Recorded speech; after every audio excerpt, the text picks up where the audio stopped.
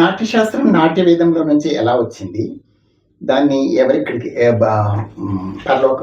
పరలోకం నుంచి భూలోకానికి తీసుకొచ్చారు. ఇవన్నీ తెలుసుకున్నాం. అంటే నాట్య వేదం అంటే ఏంటి? నాట్యశాస్త్రం అంటే ఏంటి? దీని గురించి నేను పాత వీడియోల్లో మీకు చెప్పాను. ఇప్పుడు నాట్య వేదం, నాట్యశాస్త్రం ఆ వీడియోస్, ఆ తర్వాత ఎలా అది ఈ డాన్స్ ఎట్లా ఫామ్ అయింది, దాన్ని ఎట్లా పార్వతి, శివుడు, నంది, బ్రహ్మ వీళ్ళందరూ కలిసి నాట్య వేదంగా ఎలా చేశారు, ఇవన్నీ మీకు పాత వీడియోల్లో దొరుకుతాయి, నా వీడియోల్లోనే. అయితే ఇప్పుడు మనము విపులంగా నాట్యశాస్త్రం గురించి తెలుసుకుందామండి. అంటే నాట్యశాస్త్రం కూడా అప్పుడు కూడా మాట్లాడుకున్నాం కదంటే, అది పౌరాణికంగా మనం మాట్లాడుకున్నాం. పౌరాణికంగా మాట్లాడుకోవటం అంటే మనము అంటే ఇప్పుడు పుక్కిటి పురాణాలు అనటం కాదు, కానీ పౌరాణికంగా వేరుగా ఉంటుంది, హిస్టారికల్గా ఒక విధంగా ఉంటుంది అనమాట, ఏ విషయమైనా కూడా. సో అలాగే ఇప్పుడు నాట్యశాస్త్రాన్ని మనం పౌరాణికంగా అప్పుడు చెప్పుకున్నది, ఇప్పుడు మన హిస్టారికల్గా చెప్పుకోబోయేది, దాన్ని మీరు కంపేర్ చేసి చూసుకోవచ్చు. చాలా భేదాలు, చాలా డిఫరెన్సెస్ కూడా ఉంటాయి మనకి. సో మరి హిస్టారికల్గా ఏంటి నాట్యశాస్త్రం అంటే, యాక్చువల్గా నాట్యశాస్త్రం భరతనాట్యాన్ని 5000 years ముందు, అంటే 5000 సంవత్సరాల క్రితమే ఇది స్టార్ట్ అయిందని చెప్తున్నాం. అంటే ఎందుకు స్టార్ట్ అయింది 5000 సంవత్సరాల క్రితం అంటే, అప్పుడే అది నాట్యశాస్త్రాన్ని నాట్య వేదం నుంచి ఎడిట్ చేసి నాట్యశాస్త్రంగా తీసుకొచ్చాడు భరతముని. కాబట్టి ఆ విషయంగా అప్పటి నుంచే స్టార్ట్ అయింది. కాబట్టి దీన్ని 5000 years నుంచి ఉంది మన ఈ భరతనాట్యం అనే క్లాసికల్ డాన్స్ అని చెప్తున్నాం అనమాట. సో అయితే ఈ 5000 years అనేది మనం మైథాలజికల్గా మాట్లాడుకున్నాం, అంటే పౌరాణికంగా మనం మాట్లాడుకునే విషయం. ఇప్పుడు మనం హిస్టారికల్గా వెళ్తే, దీనికి ఇప్పుడు హిస్టారికల్గా నిజంగా కొన్ని ఇప్పుడు వర్షము ఇన్ని సెంటీమీటర్లు పడిందండి ఇంతవరకు, ఇదే రికార్డ్ అని అంటే అంతకుముందు పడలేదనా అంటే, అంతకుముందు పడింది కానీ మనకు తెలియదు, విషయాలు ఏం తెలియదు.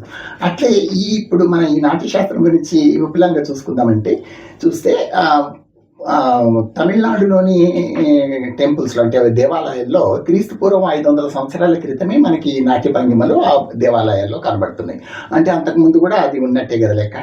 సో అప్పటి నుంచి అంటే 2500 సంవత్సరాల ముందు నుంచే మనం ఈ నాట్యశాస్త్రం అనేది ఉంది అని తెలుస్తుంది దీన్ని బట్టి. అయితే ఈ నాట్యశాస్త్రాన్ని ఎవరు రాశారు అంటే, యాక్చువల్గా పౌరాణికంగా చూసుకుంటే రాసినట్టు లేదండి, ఎడిట్ చేసినట్టుంది. అంటే నాట్య వేదంలో ఆ వీడియోలో మీకు చూస్తే తెలుస్తుంది. అక్కడి నుంచి ఎడిట్ చేసి, మనం చేయలేని విషయాలు మనుషులు చేయగలిగే విషయాలు ఎడిట్ చేసి నాట్యశాస్త్రంగా చేసి దాన్ని అతను మనుషులకి ఇవ్వమని గిఫ్ట్గా మనం అడిగితే మన భరతముని ఆయన తీసుకొచ్చాడని ఉంది. అయితే ఇప్పుడు ఈ నాట్యశాస్త్రంలో మనకు నిజం చెప్పాలంటే చాలా పెద్ద గ్రంథం నాట్యశాస్త్రం అనేది. అయితే దీంట్లో 36 చాప్టర్స్, తర్వాత అంటే అధ్యాయాలు, ఆ తర్వాత 6000 శ్లోకాలు, పద్యాలు ఉన్నాయన్నమాట. అంటే ఇంతకుముందు 12,000 ఉన్నది అని ఒక రికార్డు కూడా ఉందంట, కానీ ఇప్పటికైతే ప్రస్తుతానికైతే 6,000 దొరుకుతుంది. ఈ 6,000 శ్లోకాలు, పద్యాలలో ఎన్నో విషయాలు దాంట్లో చర్చించారు. అంటే డాన్స్లో అంటే మీరు ఎలా చేయాలి, ఎక్కడ చేయాలి, ఎప్పుడు చేయాలి, ఎలాంటి డ్రెస్ వేసుకోవాలి, ఎలాంటి ఫేషియల్ మేకప్ ఉండాలి, మేకప్ అంటే ఏదో ఒకటి అద్దుకోవటాలు అవి. సో ఆ తర్వాత ఏ నగలు వేసుకోవాలి, ఏ టైంలో చేయాలి, ఎక్కడ చేయాలి, ఎవరి ముందర చేయాలి, ఎవరి ముందర చేయకూడదు, ఇలాంటి విషయాలన్నీ దాంట్లో రాశారు. అంటే ఎంత వాస్ట్ సబ్జెక్ట్ అంటే, ఒకే చిన్న విషయం చెప్తాను నేను. డాన్స్ ఎలా చేస్తారండి, ఎలా చేయాలండి అని మనం ఎవరినైనా అడిగితే వాళ్ళు ఒక అర్ధగంట కూర్చోబెట్టుకొని ఇలా చేయాలి, అలా చేయాలని చెప్తూ ఉంటారు కదా. సో నాట్యశాస్త్రంలో ఏంటంటే, ఒక చిన్న శ్లోకంలో డాన్స్ ఎలా చేయాలో చెప్పేశాడు ఆయన. అంటే అట్లా ఒక 6000 శ్లోకాలు ఉన్నాయి. ఆ చిన్న శ్లోకం ఏంటంటే, కంఠయే లంబయే గీతం, కంఠేచ లంబయే గీతం, హస్తానార్థం ప్రదర్శయేత్, చక్షుభ్యం దర్శయేత్ భావం, పాదాభ్యం తాళమాచరేత్. ఇంతే, ఒక 4 అనేటి. ఈ 4 వర్డ్స్లోనే మనకు మొత్తం డాన్స్ అనేది ఎలా చేయాలనేది దాంట్లో తెలిసిపోతుంది అనమాట. అయితే ఈ శ్లోకం గురించి నేను పాత వీడియోలో చెప్పాను, దాంట్లో మరి చాలా విపులంగా చెప్పాల్సి వస్తుంది మళ్ళీ మీకు. సో కాబట్టి అట్లా ఒక చిన్న డాన్స్ ఎలా చేయాలనేది ఒక చిన్న శ్లోకంలో తెలిసిపోయింది. అంటే 6000 శ్లోకాలు ప్రస్తుతం మనకు అవైలబుల్గా ఉన్నాయి. అయితే 6000 శ్లోకాలు, మరి 6000 శ్లోకాలు ఎలా ఉంటాయో మీరు ఆలోచించండి. సో కాబట్టి అందులోనూ ఆ తర్వాత దీంట్లో ఏ నాట్యశాస్త్ర రీతులు కూడా దీంట్లో లేవండి. అంటే సాంప్రదాయ నృత్యాలు మనకు ఉన్నాయి కదా, భరతనాట్యము, కూచిపూడి, ఒడిస్సీ, కథక్ వీటి గురించి ఏమీ లేదు అసలు యాక్చువల్గా. దాంట్లో నాట్యం ఎలా చేయాలని మాత్రమే రాశాడు కానీ ఈ సాంప్రదాయ నృత్యము, ఇది భరతనాట్యం, ఇది కూచిపూడి, ఇది ఒడిస్సీ అని మాత్రం ఎక్కడా లేదు. కాకపోతే భావ రాగ తాళంతో డాన్స్ ఎలా చేయాలి అంటే నాట్యం ఎలా చేయాలని మాత్రమే ఆ నాట్యశాస్త్రంలో ఉంది. దాన్ని బేస్ చేసుకొని చేసిన ఫస్ట్ డాన్స్ భరతనాట్యం కాబట్టి భరతనాట్యాన్ని మనం ఆది డాన్స్ అంటాం. ఇప్పుడు అన్నిటికీ మూలము సాంస్కృతికలో భాషలలో అట్లే నాట్యాలకంతా భరతనాట్యం అనేది ఒక ఆది నాట్యం అన్నట్టు చెప్తామన్నమాట. ఆ తర్వాత మరి ఈ ఇన్ని శ్లోకాస్ ఒకరే రాశారు, భరతముని రాశారు అనే విషయాన్ని అందరూ ఒప్పుకుంటున్నప్పటికీ కొందరు ఏమని మాట్లాడతారంటే, అంటే పండితులే వాళ్ళు ఏమని మాట్లాడతారంటే, ఒక్కరి వల్ల ఇన్ని రాయటానికి కుదరదండి, ఇది ఒక 4-5 కలిసి రాసింటారు, ఎవరు అంటే గ్రూప్గా కలిసి ఎవరైనా చేసింటారు దీన్ని అని అంటే దాన్ని చాలామంది ఒప్పుకోరు. ఒప్పుకోకపోవటానికి కూడా ఒప్పుకోరంటే ఇప్పుడు దైవికంగా ఒక మాట వాళ్ళు దాన్ని చెప్తారనమాట.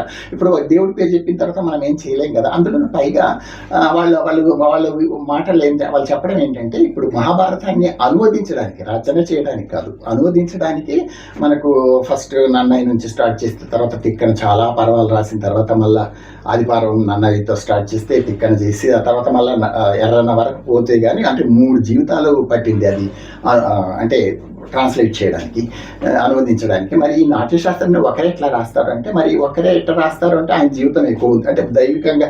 మరి ఆ దైవికంగా ఆయన దైవికంగా ఉన్నాడో, మానవ మాత్రుడో, దైవికం మానవుడు కలిసి ఆ ముని అయ్యాడు. ఆ భరతముని గురించి కూడా పెద్ద డీటెయిల్స్ ఏమీ లేవండి. అంటే ఇప్పుడు ఆయన ఆయన తల్లిదండ్రులు ఎవరు, ఆయన ఎక్కడ పుట్టాడు, ఆ తర్వాత ఆయన ఇవన్నీ పెద్దగా లేవు. అంటే ఆయన ఎన్నాళ్ళు చేశాడు, ఫస్ట్ ఆయన ఏమయ్యేవాడు, తర్వాత భరతముని ఎలా అయ్యాడు, ఆయనకి నాట్యం మీద ఎలా ఇంట్రెస్ట్ వచ్చింది, ఇలాంటివి అయితే ఏమీ లేవు దాంట్లో. జస్ట్ భరతముని గురించి కొంచెం ఇన్ఫర్మేషన్ మాత్రమే ఉంది. కాబట్టి పండితులకు ఒకలాంటి డౌట్ అనమాట. వేరే వాళ్ళు చెప్పడం ఏంటంటే, ఆయన దైవికంగా అంటే అప్పట్లో మునులు కొందరు ఉండేవాళ్ళు కదా, కొందరేమో తపస్సు చేస్తే కానీ దేవుడు కనపడరు, కొందరు మునులేమో ఏకంగా దేవుడి దగ్గరే ఉండేవాళ్ళు, అంటే కైలాసంలోనే ఉండేవాళ్ళు. సో ఇలాంటి వాళ్ళు విష్ణువు దగ్గర కైలాసం తిరిగే వాళ్ళు కూడా ఉన్నారు. మరి ఇట్లా ఉండేది కాబట్టి వాళ్ళలో ఒకరు కాబట్టి తను రచించాడని కొందరు చెప్తారు. ఆ తర్వాత మళ్ళీ ఇంకొక విషయం ఏంటంటే, ఈ నాట్యశాస్త్రంలో ప్రతిదీ రాశారు. ప్రతిదీ రాయటం అంటే మీరు ఎలా డ్రెస్ చేసుకోవాలా, ఎలా నాట్యం చేయాలా అనేది కూడా సంగీతం గురించి, ఏ వాయిద్యాలు మీరు ఉపయోగించాలి, ఆ తర్వాత ఎక్కడ ఆ స్టేజ్ ఎలా ఉండాలి, ఆ ట్రయాంగిల్గా ఎప్పుడు చేయాలి, రౌండ్గా ఉన్న స్టేజ్ ఎప్పుడు చేయాలి, ఆ తర్వాత స్క్వైర్గా అంటే చతురంగా, దీర్ఘ చతురంగా లేకపోతే చతురంగా ఉన్న స్టేజ్ ఎలా ఉండాలి, గాయకులు ఎక్కడ కూర్చోవాలి, ప్రేక్షకులు ఎక్కడ కూర్చోవాలి, అది ఎంత సేట్ చేయాలి డాన్స్. సో ఇలాంటివన్నీ ఉన్నాయి. పైగా దాంట్లో ఏం రాశారంటే, అంటే ఒక్క డాన్స్ గురించే కాకుండా సంగీతం వాళ్ళకు కూడా చాలా ప్రయారిటీ ఇస్తూ దాంట్లో రాశారనమాట. అంటే ఒక డాన్స్ అంటే సంగీతం వాళ్ళు జస్ట్ సంగీతం అంటే పాట వీడియోలో చెప్పాను నేను డాన్స్ అండ్ మ్యూజిక్ గురించి. సో ఆ సంగీతం పాట పాడితే వాళ్ళకి సరిపోతుంది, కానీ డాన్సర్స్కి అలా కాదు. డాన్సర్కి సంగీతము, వాయిద్యాలు కంపల్సరీగా ఉండాలి. సో అవి లేకుంటే కుదరదు. కాబట్టి దాని విషయంలో ఏమంటారంటే, ఈ సంగీతం లేని డాన్స్ ఎలా ఉంటుంది అంటే, నీళ్లు లేని నదిలాగా ఉంటుందంట.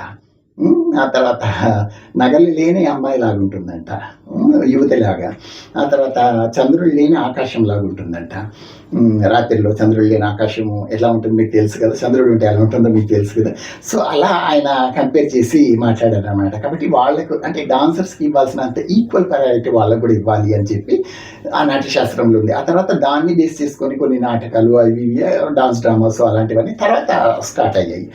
కానీ దీంట్లో ఏ స్టైల్స్ గురించి కానీ దేని గురించి కానీ స్టైల్స్ అనేవి తర్వాత మనము ఒక్కొక్కటిగా ఏర్పరచుకున్నాం అనమాట. అదొకటి ఉంది. ఆ తర్వాత దీంట్లో మనం చెప్పుకోదగ్గది ఏంటంటే, ఈ నాట్యశాస్త్రంలో బేస్ చేసుకొని అంటే ఇప్పుడు ప్రతిదీ సంస్కృతం ఎట్లా భాషలకు ఇదో ఈ నాట్యశాస్త్రాన్ని బేస్ చేసుకొని ఉంది. కాబట్టి ఆ తర్వాత కొందరు వేరే వాళ్ళు అంటే ఇంత పెద్ద బుక్ని ప్రతి ఒక్కరు చదవలేరు, ప్రతి ఒక్కరికి సంస్కృతి రాదు. ఇప్పుడు నేను కొన్ని శ్లోకాస్ చెప్పగలను, దానికి అర్థం చెప్పగలను, కానీ అన్నిటి నేను చెప్పలేను. సో అలాంటివి ఉంటారు. సో ఇలాంటి వాళ్ళ కొరకు కొందరు వేరే కొత్త కొత్త రచనలు కొంచెం దాంట్లో నుంచి కొంచెం బిట్లు తీసి పార్ట్లు తీసి దాన్ని కూడా కొంచెం కొంచెము అంటే బ్రీఫ్గా కూడా అంటే బ్రీఫ్గా రాశారు కొందరు. పోడంగి అప్పారావు మన తెలుగు వాళ్ళే. సో ఇట్లాంటి వాళ్ళు కూడా కొందరు ఉన్నారు, అలాంటి రచనలు కూడా చేసిన వాళ్ళు ఉన్నారు. నాట్యశాస్త్రం అవైలబుల్గా లేని వాళ్ళకి ఈ చిన్న బుక్స్ వాళ్ళకి అవైలబుల్గా ఉన్నాయి, బుక్ షాప్స్లలోను వాటిలలోనూ దొరుకుతాయి. ఇప్పుడు ఇంటర్నెట్లో ఉన్నాయేమో తెలియదు నాకు పెద్దగా. సో అన్నట్టు దట్ యాక్టివ్ నెట్ అనమాట. సో కాబట్టి ఉండొచ్చు, దాంట్లో ఉండొచ్చు, ఆ ఇన్ఫర్మేషన్ అయితే మీకు వస్తుంది. ఆ తర్వాత ఇంకొకటి ఏంటంటే ఈ నాట్యశాస్త్రంలో ఒక పద్ధతిగా ఎలా చేయాలి అనేది కాకుండా ఆ తర్వాత దీనివల్ల ఏంటి ఉపయోగం, అసలు ఈ డాన్స్ చేయడం వల్ల అంటే చాలామంది ఏమనుకుంటారంటే ఇది జస్ట్ మనకు ఎంటర్టైన్ చేయడానికి, అంటే జస్ట్ మనం పనులు చేసి వస్తాం కదా, పనులు చేసి వచ్చిన తర్వాత ఆ నాట్యం చూడడానికి కొంచెం సేపు వెళ్తే ఆహ్లాదంగా ఉంటుంది అనుకుంటారు. ఆహ్లాదం కొరకే కాదు, అంటే ఇది ఇప్పుడు ఏమైనా చెప్తే కానీ కొందరికి అర్థం కాదండి వాళ్ళు చేసిన తప్పులు. అలాంటివి ఇప్పుడు రాజులు ఉన్నారు, వాళ్ళకి ధైర్యంగా వెళ్ళి మీరు చెప్పలేరు ఏ విషయం. సో ఊరు శిక్ష ఏవో వేసేస్తారు కదా, సో వాళ్ళు రాజు తలుచుకుంటే దెబ్బలు కొరవ అని అంటారు కదా. సో అలా సో రాజుల ముందర ఆయన చేసే తప్పుల్ని ఇండైరెక్ట్గా ఈ డాన్స్ డ్రామాలో ప్రజెంట్ చేస్తారనమాట. సో అలా చేయొచ్చు. ఇప్పుడు అలా కాకుండా ఇప్పుడు ఇది ఉంది, ఇప్పుడు ఒక 10 మంది వచ్చారు అంటే ఒక డాన్స్కి రకరకాల మూడ్స్ తోటి వస్తారు. కొందరికి ధైర్యం లేకుండా ఉంటుంది, వాళ్ళు ధైర్యం తెచ్చుకుంటారు ఈ డాన్స్ చూసి. కొందరు బాధపడుతూ ఉంటారు, వాళ్ళు కొంచెం సేపు వాళ్ళ బాధని మర్చిపోయి డాన్స్ చూస్తారు, అంటే నాట్యం చూస్తారు. ఆ తర్వాత కొందరు ఏమి చేస్తారంటే సంతోషంగా వస్తారు, వాళ్ళు సంతోషంగా వచ్చిన వాళ్ళని పరమానంద పడతారు ఈ డాన్స్ చూసి. అంటే వాళ్ళకి ఇంకా అంటే ఇప్పుడు మీకు ఒక లడ్డు ఇస్తే తృప్తిగా తింటారు, 2-3 లడ్లు ఇస్తే మహా ఇష్టంగా తింటారు కదా. సో అట్లా ఉంటుంది అనమాట. సో ఆ తర్వాత అలా కాకుండా మళ్ళా ధైర్యము, తర్వాత ఆహ్లాదము, తర్వాత ఒక ఐడియా, అంటే ఇప్పుడు వీళ్ళు ఏదో అనుకుంటారు దానికి ఏది దొరకదు. ఆ నాట్యం చేస్తుంటే వాళ్ళలో ఏదో ఒక వాళ్ళకు తోస్తుంది, ఇలా చేస్తే మనం కూడా దీన్ని బేస్ చేసుకొని మనం ఇలా చేస్తే బాగుంటుంది కదా అని ఒక ఐడియాస్ కూడా వాళ్ళకు వస్తాయి అన్నమాట. సో ఇలాంటివన్నీ ఉన్నాయి. ఆ తర్వాత ఈ నాట్యశాస్త్రంలో మనకు నార్త్, సౌత్, ఈస్ట్, వెస్ట్ ఇలాంటివి ఏమీ లేవు. అంటే ప్రపంచానికి మరి నాట్యశాస్త్రం ఏమన్నా బేస్గా ఉందంటే ఆ విషయాలు నాకు తెలియదు, ఎందుకంటే నేను ఇండియన్ క్లాసికల్ డాన్సెస్ వరకు అయితే ఇప్పుడు ఇండియన్ క్లాసికల్ డాన్సెస్ అయినా మన జానపదం నుంచి వచ్చినవి.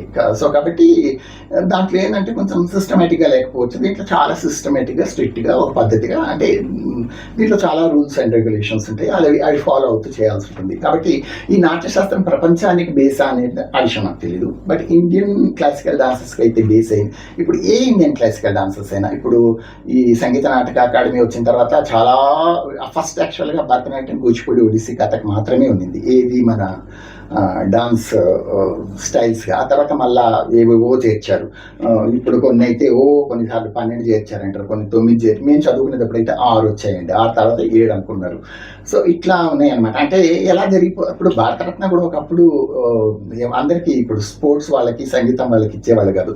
ఎప్పుడైతే MS సుబ్బలక్ష్మికి స్టార్ట్ చేశారో ఇంకా అక్కడి నుంచి మొదలయ్యాయి.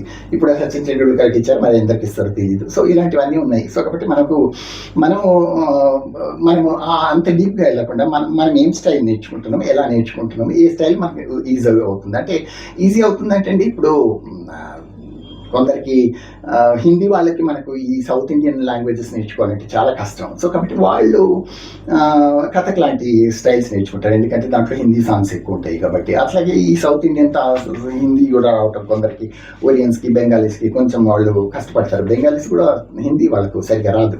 సో అలాంటి వాళ్ళు కష్టపడేవాళ్ళు వాళ్ళు ఒడిస్సీ డాన్స్ నేర్చుకుంటారు, ఏంటంటే సంస్కృతి ఉంటుంది, అన్ని అష్టపదులు ఎక్కువ ఉంటాయి కాబట్టి దాంట్లో సాలబేగావి, కొన్ని ఒరియావి, కొన్ని బెంగాలీస్ ఇలాంటివి సాంగ్స్ ఉంటాయి కాబట్టి వాళ్ళు డాన్స్ దాన్ని వాళ్ళ పరిధిని, వాళ్ళ స్థలాన్ని, వాళ్ళ ఇంట్రెస్ట్ని బట్టి చూస్ చేసుకుంటారు తప్ప నాట్య భేదం ఏ డాన్స్ తీసుకున్నా, ఇది ఎప్పుడు ఎన్ని రకాల డాన్సులు తీసుకున్నా అది ప్రతిదీ నాట్యశాస్త్రంలో నుంచే వచ్చింది. అంటే నేను పాత వీడియోస్ చూపించాను, కనుబొమ్మలు ఎన్ని రకాలుగా తిప్పుతారు అని, కళ్ళు ఎన్ని విధాలుగా తిప్పుతారని, మెడ ఎన్ని విధాలుగా తిప్పుతారని, ఇవన్నీ నాకు ఎలా వచ్చిందంటే నాట్యశాస్త్రంలో నుంచి నాకు మా గురువు గారు చెప్తేనే నాకు వచ్చిందన్నమాట. అంటే ఇన్ని రకాలుగా మనం చేయగలుగుతామనే విషయం మనకు తెలియని మన నాట్యశాస్త్రంలో నుంచి మనం నేర్చుకున్నాం. నువ్వు తల అటు ఇటు తిప్పంటే నేను 2 పక్కలు తిప్పేస్తాను, ఇప్పుడు 9 విధాలుగా తిప్పుతాను. ఎందుకు తిప్పుతాను అంటే పాత వీడియోలో తిప్పి చూపించాను మీకు, మీరు చూడండి. సో ఎందుకు అంటే అది నాట్యశాస్త్రం నుంచి దానికి నాకు నాలెడ్జ్ వచ్చింది. సో కాబట్టి ఇలా ఒక నాలెడ్జ్ రావటం కానీ ఒక ప్రతిదీ దీంట్లో మన నాట్యశాస్త్రంలో నుంచి వచ్చాయి. సో కాబట్టి హిస్టారికల్గా తీసుకుంటే 2500 సంవత్సరాల క్రితం, 2005 అంటే క్రీస్తు పూర్వం 500 సంవత్సరాల క్రితమే మనకు ఆ శిల్పాలు దొరికాయి కాబట్టి అంతకుముందే ఈ నాట్యం ఉంది కాబట్టి మనకి ఈ నాట్యశాస్త్రం అనేది అప్పటి నుంచి ఉందనేది ఒక లెక్క అనమాట. మరి 12,000 శ్లోకాలు ఉండాలి కదా, మరి 6,000 అంటున్నారు అంటే దాంట్లో ఉందంట. అంటే మొత్తం కలిపి 12,000 శ్లోకాలు అని ఉందంట దాంట్లో. కానీ అక్కడ ఎక్కడ 12,000 శ్లోకాలు అవైలబుల్గా లేవు. 6,000 శ్లోకాలు అయితే పక్కా అవైలబుల్గా ఉన్నాయి. అంటే దాంట్లో మరి పైవి కిందివి మధ్యవి ముక్కలుగా ఉన్నాయి, లేకపోతే ఒక వరసే దొరికిందా, ఇవన్నీ నాకు తెలియదు. కాకపోతే మనం ఇప్పుడు ఏమైతే చేయగలుగుతున్నామో అవన్నీ ఈ 6,000 శ్లోకాల్లో ఉన్నాయన్నమాట. సో కాబట్టి మీరు కూడా వీలైతే మీరు నాట్యశాస్త్రాన్ని చదవడానికి ట్రై చేయండి. మీరు డాన్స్ నేర్చుకునే వాళ్ళే నాట్యశాస్త్రాన్ని చదవాలని ఏం లేదు కదా. ఇప్పుడు నేను కూడా ఎన్నో బుక్స్ చదివాను, మరి అవన్నీ నాకు ఇప్పుడు యూజ్ అవుతాయా అంటే దాని గురించి నేను మాట్లాడగలను. కాబట్టి నాకు ఎంత యూజ్ అవుతాయి అనేది విషయంగా అట్లీస్ట్ ఐ గెయిన్ నాలెడ్జ్. అంటే మనకు విజ్ఞానం కొరకు మనం దాని గురించి తెలుసుకోవటంలో తప్పేం లేదు. మీరు కూడా అలా ట్రై చేయండి. Okay, thank you so much.